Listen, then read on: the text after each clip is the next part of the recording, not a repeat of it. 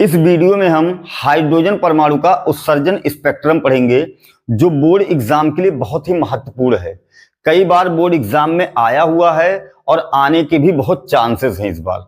तो इसका ये डायग्राम है। होता क्या उत्सर्जन स्पेक्ट्रम, जब हाइड्रोजन परमाणु को बाहर से ऊर्जा मिलता है तो उसके इलेक्ट्रॉन उत्तेजित होकर उच्च ऊर्जा स्तर में चले जाते हैं।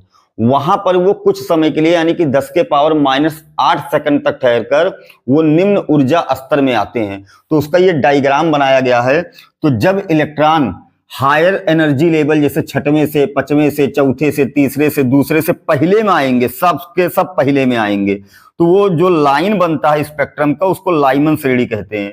और जो ऊर्जा का उत्सर्जन करते हैं, वैद्युत चुंबकीय तरंगों का उत्सर्जन करते हैं, वो यूवी होता है, अल्ट्रावायलेट पराबैंगनी।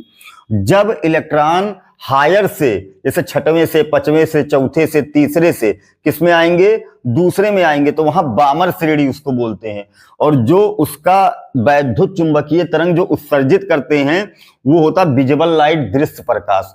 जब इलेक्ट्रॉन छठवें से पांचवें से चौथे से किसमें आते हैं, तीसरे में, तब पास्टन श्रेणी प्राप्त होती है। और जब वैद्युत चुंबकीय तरंगों का ये उत्सर्जन करते हुए आते हैं तो वो वैद्युत चुंबकीय तरंग अवरक्त होती है, इंफ्रारेड।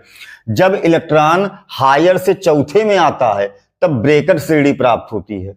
जब इलेक्ट्रॉन हायर से पांचवें में आता है तो फुंड श्रेणी प्राप्त होती है। और यहां भी अवरक्त किरणों का, अवरक्त का ये क्या करते हैं, उत्सर्जन करते हैं वैद्युत चुंबकीय तरंग के रूप में।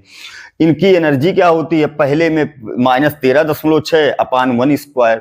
ऐसे हर सेल में n स्क्वायर का डिवाइड कर देंगे। दूसरे में रहेगा 2 का स्क्वायर, तीसरे में रहेगा 3 का स्क्वायर। तो ऐसे ये पूरा आपका एनर्जी लेवल दिखाया गया है और ये डायग्राम आपको पता होना चाहिए।